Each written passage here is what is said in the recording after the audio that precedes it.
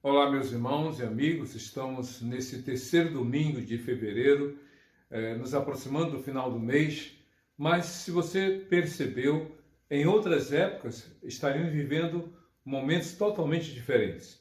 Às vésperas do Carnaval, o Brasil estaria em polvorosa, blocos na rua, as agremiações se preparando para os desfiles, o comércio específico na área de fantasias, de adereços e outros meios estariam tendo uma grande procura, uma grande agitação nas cidades.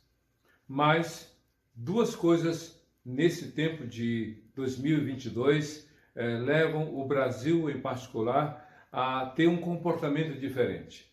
Em muitas cidades, o carnaval foi cancelado, tanto em Rio como em São Paulo foi adiado, mas as pessoas estão reconhecendo que não há razões para celebrar, para festejos. Mas eu creio que há duas razões em particular. A primeira delas, a Covid-19, agora por causa dessa variante Ômicron, tem assustadoramente aumentado o número de pessoas infectadas, contaminadas, como alguns dizem, embora haja um número menor de óbitos e de internações, porque essa variante é mais célere, agressiva no contágio, mas menos, digamos, intensa nos seus efeitos danosos. Em várias cidades brasileiras e estados em particular, tem visto o aumento desse número de pessoas contaminadas. Mas a segunda razão que leva também as pessoas, que leva pessoas a não celebrarem, a não festejarem, são as tragédias últimas que têm, digamos, atingido diferentes estados brasileiros e algumas cidades em particular. Pará, estado de São Paulo, Bahia, Minas Gerais e, em particular, o estado do Rio de Janeiro, especificamente Petrópolis, de onde vêm as últimas e más notícias. São esses os lugares, principalmente pessoas que têm sido vítimas na perda dos seus bens materiais, de suas casas. Em Petrópolis, as notícias de pessoas que perderam seus entes queridos e agora tem o doloroso processo de identificação dos corpos dos seus entes queridos. Pessoas estão procurando os desaparecidos, pessoas que sabem onde estão os corpos dos seus entes queridos, estão soterrados, pessoas que estão desalentadas, pessoas que não sabem por onde e nem como começar. A cidade de Petrópolis praticamente está estagnada, parada, o trânsito não flui, as pessoas, algumas, estão precisando urgentemente de uma assistência na área emocional, os psicólogos, tanto os voluntários como aqueles que atuam na profissão, estão tendo um aumento elevado da necessidade de socorrer essas pessoas, os psiquiatras, os médicos, enfermeiros, socorristas. Então, tudo isso nos leva a um momento de súplica ao Senhor. Tudo isso nos leva a um momento de quebrantamento de coração e humildemente nos voltar para Deus. Por essa razão, eu creio que em vez de correr de Deus, é necessário nós corrermos para Deus. Então eu quero aqui ler o texto de 2 Crônicas, capítulo 7, versos 13 e 14. São textos muito conhecidos, mas eu creio que a sua leitura se faz necessária num momento como esse. Diz assim a palavra de Deus. 2 Crônicas, capítulo 7, verso 14. Se o meu povo, que se chama pelo meu nome, se humilhar e orar e buscar a minha face e se afastar dos seus maus caminhos, eu dos céus o ouvirei, perdoarei os seus pecados e curarei, sararei a sua terra. Não é hora de buscar culpados, embora saibamos que muitas das tragédias como essa que ocorreu em Petrópolis podem ser evitadas ou, no mínimo, amenizados os seus efeitos. Mas, em vez de ficar questionando, se perguntando o porquê de tudo isso, é hora de clamarmos a Deus. Deus está sobre tudo e sobre todos. Somente Ele pode trazer respostas para os anseios de cada coração. E ainda que nenhum de nós tenha uma resposta precisa para o porquê de todas essas coisas, nós podemos buscar a Deus, crendo que Ele tem poder para consolar, para confortar o coração enlutado, trazer ânimo para o desesperançoso, trazer direção para aquele que está perdido e dar um novo começo para aquele que nem sabe por onde andar. Por isso nós vamos orar. Eu quero convidar você a fechar os seus olhos, a curvar sua cabeça.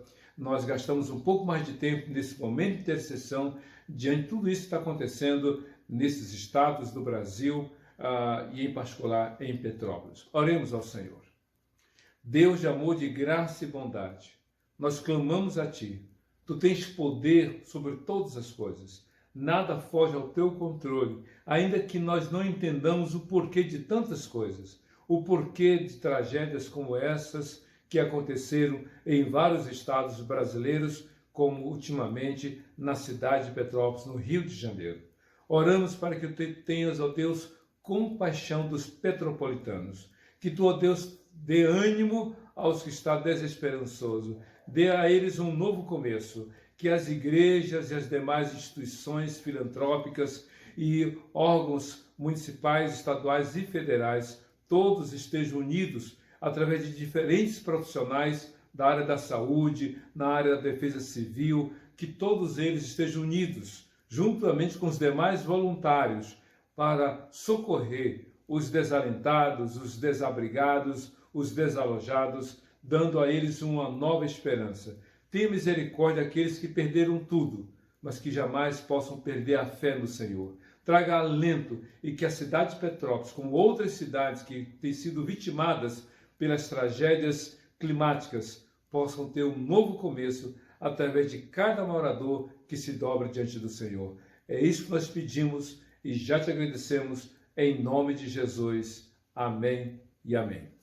Nós vamos ter daqui a pouco a mensagem com base no Salmo 40, de 1 a 3, e você sabe a nossa dinâmica, antes da mensagem, uma música de louvor e adoração ao Senhor. Eu quero pedir a você que é membro da PIB da Barra, Primeira Igreja Batista da Barra em Duque de Caxias, que você faça a entrega do seu dízimo, que você contribua com a sua oferta através da informação bancária Banco Itaú, agência 9165, conta corrente 26152, dígito 1, chave Pix, que é o número 21 98138 7509.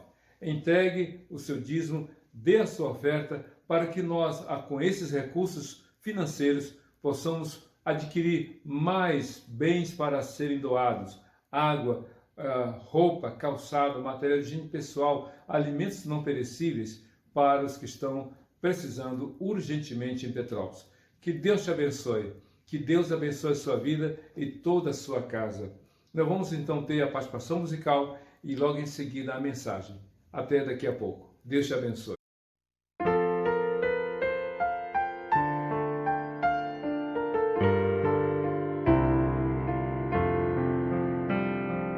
Aflito e triste coração, Deus cuidará de ti, por ti opera a sua mão, que cuidará de ti.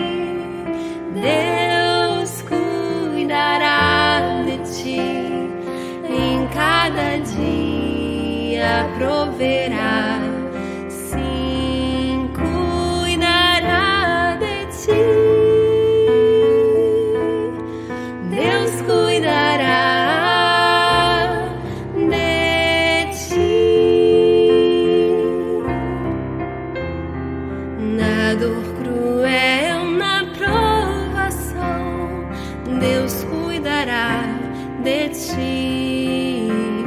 Socorro dá e salvação, pois cuidará de ti.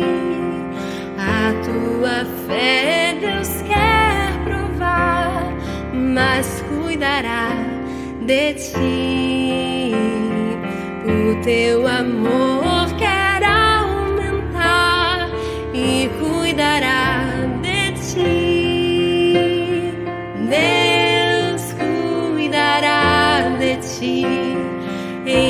cada dia proverá, sim, cuidará de ti. Deus cuidará de ti. Nos seus tesouros tudo tens, Deus cuidará de ti. Terrestres e celestes bens, e cuidará de ti. O que é mister te pode dar, quem cuidará de ti. Nos braços seus te sustentar, pois cuidará de ti. Deus cuidará de ti, em cada dia proverá, sim, cuidará de ti. Deus cuidará de ti.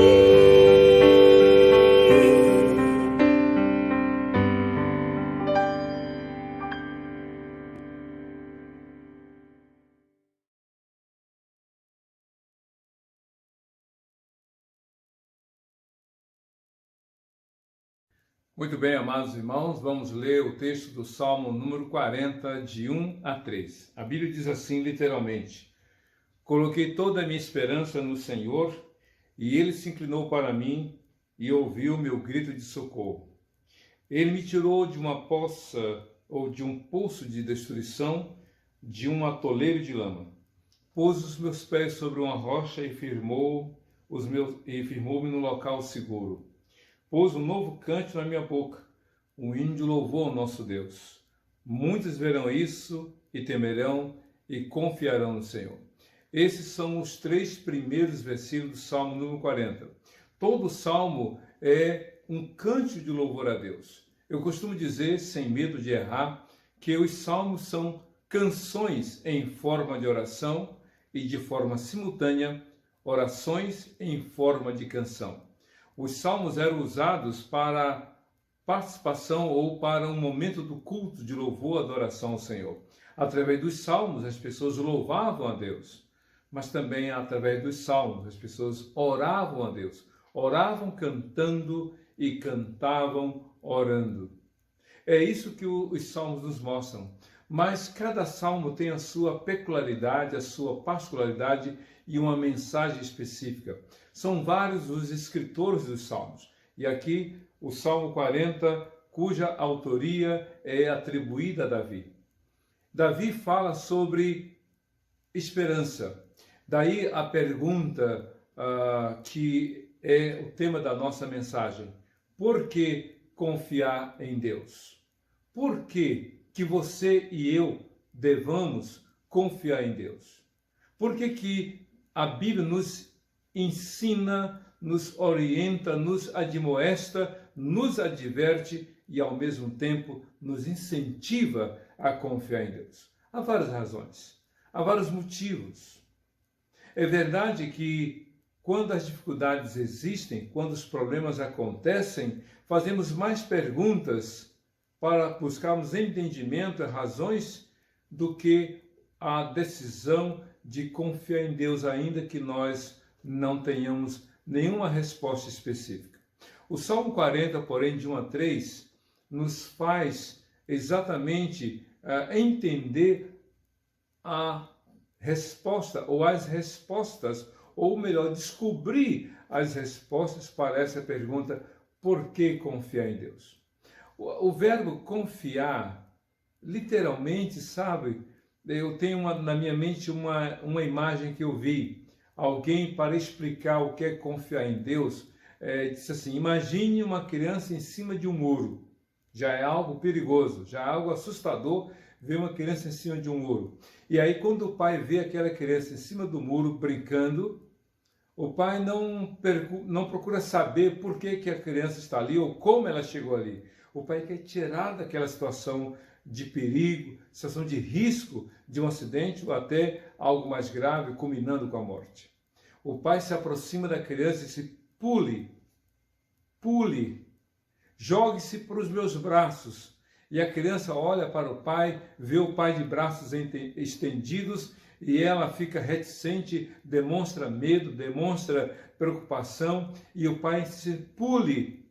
E aí o pai, de forma muito maravilhosa, fala: pode confiar, eu vou segurar você. Pode confiar, eu vou segurar você. E a criança, porque é o pai que está pedindo e é o pai que afirma isso, a criança pula. Então, confiar em Deus é exatamente isso, ou é uma das melhores formas de entender o que é confiar. É como uma criança que pula, que se joga para os braços do pai, plena de confiança de que ele vai segurar. O salmista, portanto, Davi, no verso 1 do Salmo 40, diz: coloquei toda a minha esperança no Senhor. É isso que nós precisamos fazer. Os sobreviventes dessa tragédia em Petrópolis, os que estão lidando com a morte, esses que estão que perderam todo o seu investimento no micro ou no pequeno, grande comércio, todos os que investiram na construção da casa dos sonhos, todos que lutaram para adquirir um bem que foi destruído de maneira irrecuperável por essa tragédia. Pessoas que agora estão órfãos de pai e mãe, ou pais que agora perderam seus filhos de diferentes idades, marido que agora ficou viúvo, esposa que agora ficou viúva, avós que já não vai mais encontrar ou não vão mais encontrar seus netos, netos que perderam seus avós de maneira abrupta e inesperada. Igrejas que agora tiveram ou estão enfrentando não só a dificuldade do uso do espaço físico do templo, mas que tem que lidar com o esvaziamento do espaço físico, com a ausência de membros que tiveram que se afastar da região, ou que a igreja teve o decréscimo do número de membros por óbitos. Tudo isso está acontecendo, como já aconteceu em outras realidades, em outras cidades e estados, através de tragédias como as que ocorreram em Minas Gerais, São Paulo, Bahia e em outros estados. Por que confiar em Deus? A palavra confiança tem a ver com outras duas palavras, fé e esperança. A pergunta, portanto, por que confiar em Deus, poderia também ser feita pela seguinte maneira, ou pelas seguintes formas: por que crer em Deus? Ou por que ter esperança em Deus? O Salmo número 40 é um salmo de conforto e consolo. É uma mensagem de esperança para você, meu amigo, para você, minha amiga, que agora já não sabe como recomeçar a vida, que não sabe o que fazer da vida. O salmo, portanto, é para você que está mergulhado nessa situação crítica, mas também é para nós que estamos um pouco distantes dessa realidade dura que você está enfrentando na cidade de Petrópolis ou outras cidades que têm sido vitimadas por essas tragédias, pelas intempéries incontroláveis. A mensagem é para todos nós, porque há aqueles que choram mergulhados na dor e no sofrimento de suas dificuldades e perdas, e há aqueles que choram só em contemplá-las através das redes sociais e pelas TVs que transmitem essas realidades. Essa mensagem é para você e para mim. Por que confiar em Deus? O Salmo 40, portanto, traz algumas respostas para essa pergunta. E a primeira delas é porque somente Deus é capaz de estar atento, de se importar com a nossa dor. É isso mesmo. Deus é a única pessoa que é capaz de se importar com a nossa dor. Eu vou explicar essa frase que eu acabei de afirmar, mas veja o que o Salmo 40, o verso 1 diz. Coloquei toda a minha esperança no Senhor e Ele se inclinou para mim. O texto não está falando de ouvir, de escutar. Está falando de um movimento, de uma atitude que mostra que se importa, que está atento, que sabe o que está acontecendo. E Ele se inclinou para mim, diz o salmista. Eu clamei, eu coloquei toda a minha fé, toda a minha esperança no Senhor e Ele se inclinou para mim. Ele se aproximou de mim, Ele se achegou mais a mim. Ah, meus irmãos e queridos, quantas pessoas, no pior momento de suas vidas, são abandonadas pelos seus entes queridos, amigos e conhecidos. Quantas pessoas têm um aumento multiplicado, triplicado até, porque na hora que mais precisam de socorro, clamam, mas quem é que se importa? O Salmo 142, o salmista escreve de modo queixoso. Olha, Senhor, não há ninguém que se importe comigo, não há ninguém à minha direita, não há ninguém que se importe comigo, ninguém cuidou de mim. Humanamente falando, é doloroso. Mas o salmista não fala de queixa, nem de lamento, nem sequer de abandono. Ele fala de algo maravilhoso.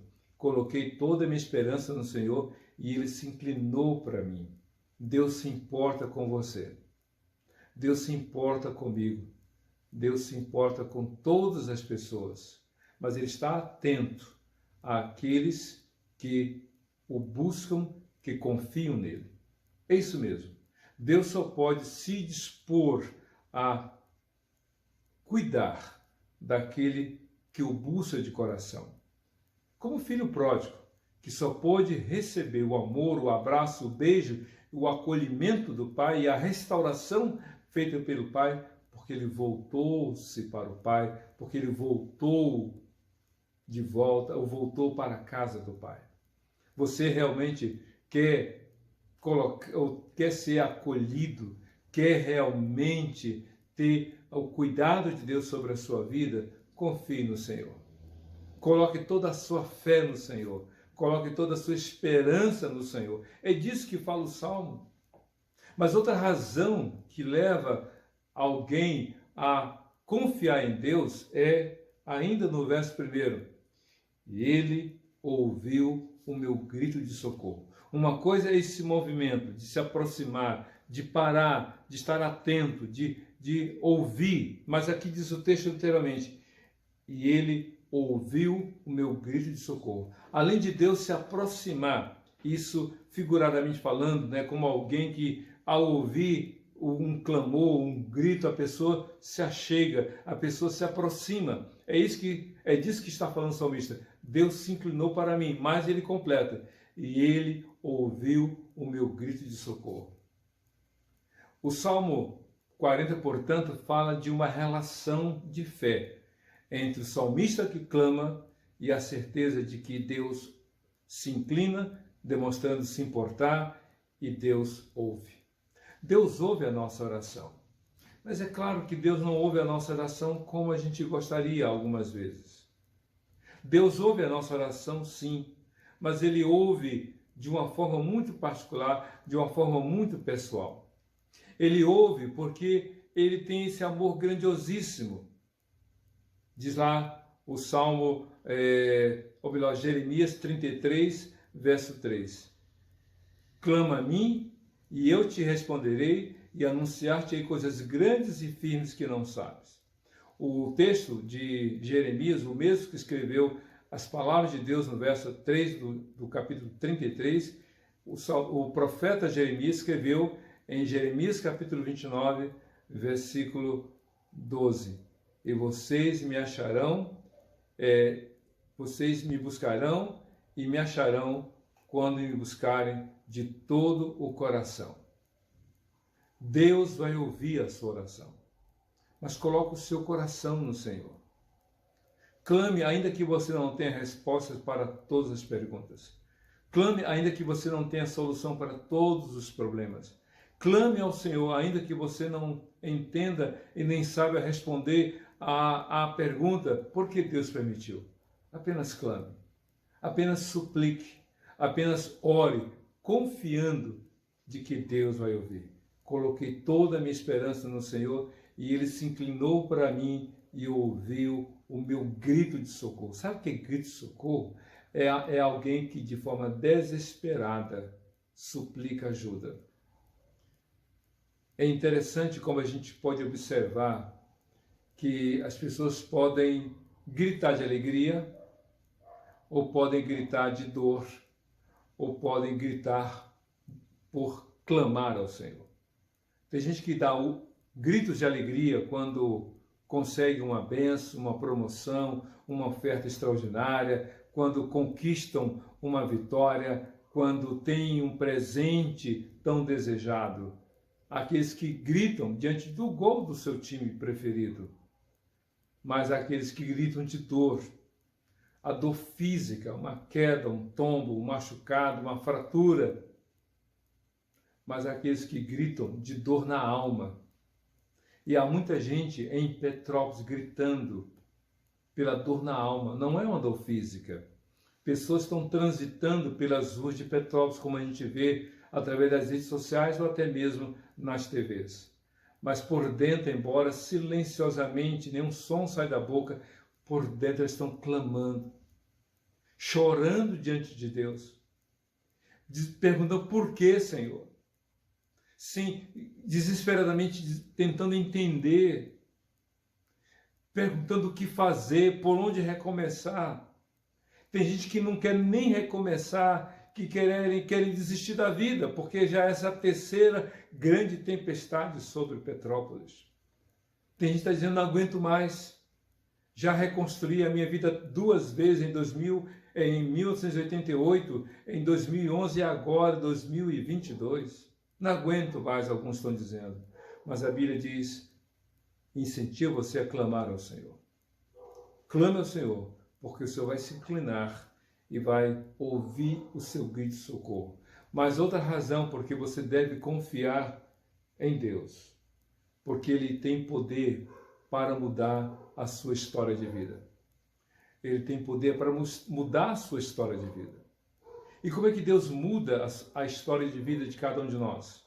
O salmista Davi apresentou algumas mudanças que Deus fez na vida dele. Por exemplo, ele disse, Ele me tirou de um poço de destruição. Infelizmente, a linguagem que o salmista apresentou aqui é de uma dramaticidade tal que nos leva a imaginar o que ele estava passando de sofrimento. Na tradução, ou melhor, em outra tradução, ele diz, o Senhor me tirou de uma cova de destruição. Na linguagem do salmista era, Senhor, parece que eu estou sendo sepultado vivo. E, infelizmente, algumas vítimas fatais foram soterradas. Não tiveram tempo nem de gritar por socorro, porque ou estavam dormindo, ou porque estavam distraídas, e de repente aquela avalanche veio de um modo intenso. Até falar dessa forma é algo que remete à dor e ao sofrimento de quem está acompanhando as notícias. Davi estava vivendo um drama tal que ele disse, Senhor, parece que eu estou sendo sepultado vivo. E o Senhor, desta cova de destruição, de morte, o Senhor me tirou. Algumas pessoas, depois de 2 dias soterradas, foram tiradas com vida. Hoje mesmo, fiquei sabendo de 20 pessoas, ou 25 pessoas, que foram tiradas desses ambientes de morte, que estavam soterradas e foram tiradas com vida. Glória a Deus por isso. Davi disse, o Senhor me tirou dessa cova de morte. Ah, meus irmãos, essas 25 pessoas, e talvez pelas contas, mais pessoas, para a glória de Deus, foram tiradas do ambiente de morte física. Mas outros estão sendo tirados da morte emocional, da morte da falta de esperança. Há pessoas que estão emocionalmente, praticamente à beira da morte, que estão sem esperança, sem ânimo, sem vontade, estão desalentadas, estão vivendo o drama da depressão, uma depressão intensa e aguda. que as desmobiliza, que tira toda a disposição para viver. O profeta Elias disse: Deus, tira a minha vida, não há mais razão para viver. É como se Elias, embora profeta de Deus com tantos milagres que Deus fez através da vida daquele homem, agora estava pedindo para morrer. Mas o salmista Davi disse: o Senhor me tirou dessa cova de morte. Onde a morte prevalece, onde a morte emocional, onde a morte espiritual está reinando, Jesus é o autor da vida. Ele tem poder para dar vida àquele que está emocional e espiritualmente morrendo. Deus tem poder para isso. Jesus disse: eu sou a ressurreição e a vida. Ele é a vida. Ele diz: a minha palavra é espírito e vida. Então abra o seu coração. O salmista do Salmo 119 diz: quando eu já esmorecia, tu me vivificaste pela tua palavra. Mas outra coisa que o salmista coloca aqui diz o seguinte: e ele me tirou de um atoleiro de lama. Essa mudança de vida. Sabe o que é atoleiro de lama? Eu não sei se você já teve o dissabor de andar num pântano ou numa praia com mangue. Andar no mangue.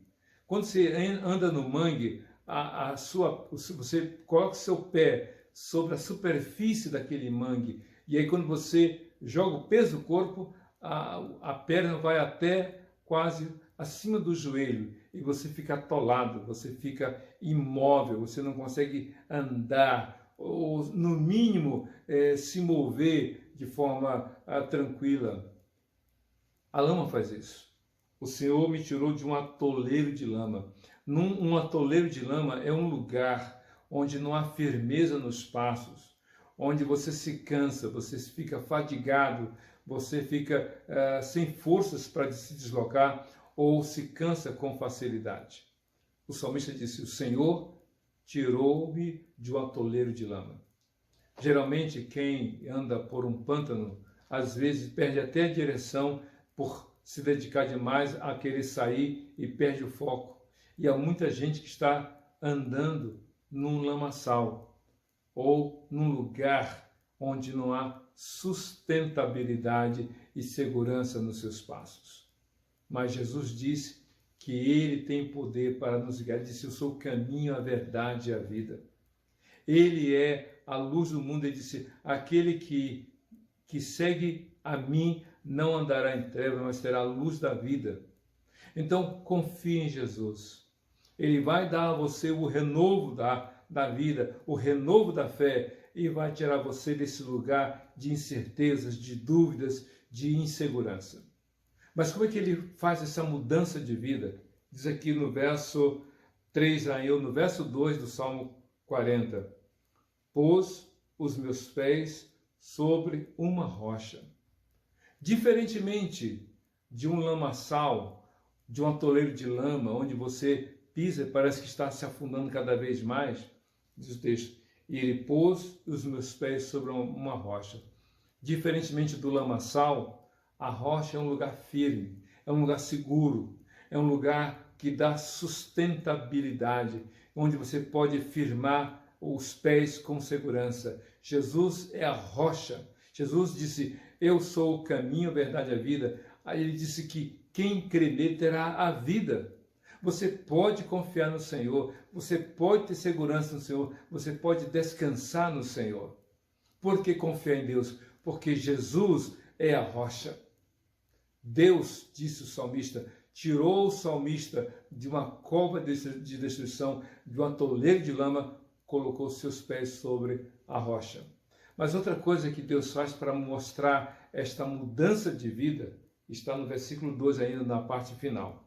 E firmou-me num local seguro. Antes, lugar de morte e de destruição, de uma lama que só mais a pessoa afunda. Pois bem, agora, diz o salmista, ele me tirou desse lugar de morte e de lama e agora colocou meus pés sobre a rocha e me firmou os passos e firmou no local seguro. Jesus, portanto, é o lugar em que podemos confiar e descansar. Se você ler Mateus capítulo 7, versos 24 e 25, e 26, Jesus fala o seguinte: a quem vou comparar? Aquele que ouve as minhas palavras e as põe em prática. Compará-lo-ei ao homem prudente, que edificou a sua casa sobre a rocha, e vieram as chuvas, correram os ventos, ou melhor, sopraram os ventos e correram os rios, e com toda a força bateu contra aquela casa, ela não caiu porque estava num lugar seguro. Aqueles que construíram suas casas em lugares inseguros descobriram, infelizmente, que estavam num lugar sem segurança, porque não teve como a casa ser mantida de pé. Infelizmente. Essa é a dura realidade. O local não era seguro. Construir suas casas, talvez por não terem opção, ou por achar que era a melhor opção, mas descobriram a fragilidade do alicerce pelo que ocorreu, infelizmente.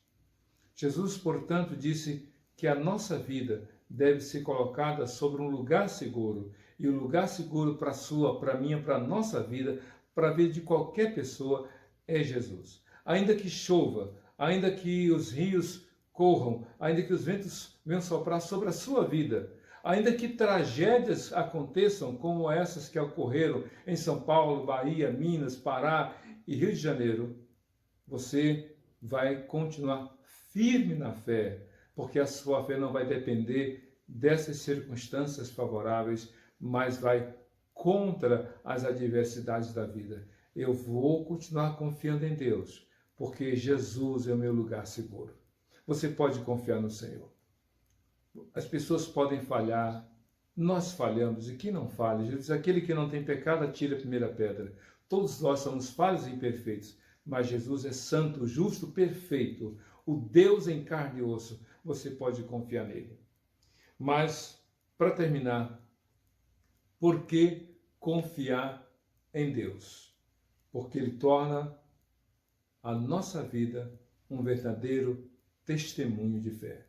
Porque ele torna a nossa vida um verdadeiro testemunho de fé. A sua vida poderá ser um testemunho de fé na medida em que você confiar no Senhor. Mas como é que o salmista descreveu esse testemunho de fé? Diz aqui no versículo 3 do Salmo 40: pôs um novo cântico na minha boca. Quem é que canta em meio à tragédia? Quem é que vai cantar demonstrando indiferença para com o sofrimento? Os moradores de Petrópolis, como em outras cidades, só choro, só dor, só sofrimento. Mas o salmista, depois que tudo o que Deus fez, uma vez que ele resolveu confiar no Senhor, Deus mudou a história de vida dele, e então ele fala: Deus colocou um novo canto na minha boca. Não é de reclamação, não é de lamento, não é de murmuração, nem de revolta, mas de gratidão. Adorar a Deus. Eu vou louvar a Deus porque passei por dificuldades, mas Ele me socorreu. Vou adorar a Deus porque eu sobrevivi. Eu vou adorar a Deus porque eu escapei só com a roupa do corpo, mas escapei. Pôs na minha boca um novo cântico, e aí ele continua: um hino de louvor ao nosso Deus. É isso que Deus espera que você faça, ou melhor, que você experimente, que você testemunhe como consequência da sua fé no Senhor. Deus colocou na boca do salmista um novo cântico. E que cântico era esse? Um hino de louvor ao Senhor. É o testemunho que Davi estava dando. Enquanto estava lá no fundo do poço, numa crise, era só choro, era lamento, era uma angústia até. Mas ele, no meio da dificuldade, ele escolheu confiar em Deus. E Deus o socorreu, e agora ele canta louvores a Deus. E aí ele termina o salmo, nessa parte que eu li, o verso 3, parte final, diz o seguinte: muitos verão isso, temerão e confiarão no Senhor. Deus vai tornar a minha vida um testemunho para outras pessoas. Deus vai tornar a minha vida um testemunho para que outros vejam, decidam temer ao Senhor e, como eu fiz, decidam confiar no Senhor. É o testemunho. Muitos, meus irmãos e amigos, sobreviveram a essas tragédias em Petrópolis. estão sendo acolhidas, estão sendo assistidas com alimento, com material de higiene pessoal, com roupa, com calçado, com água. Mas eu creio que em breve essas pessoas vão poder falar: eu fui ao fundo do poço, mas eu confiei em Deus. Ele me reergueu, me levantou e agora eu louvo ao Senhor para a glória do Senhor. Que assim seja a sua vida, que você, em meio às dificuldades, lá em Petrópolis, como em outras cidades, são chuvas, desmoronamentos, deslizamentos, água por todo lado. Talvez na sua vida não seja uma tempestade física como essa que ocorreu em Petrópolis, seja uma questão muito mais profunda no sentido emocional.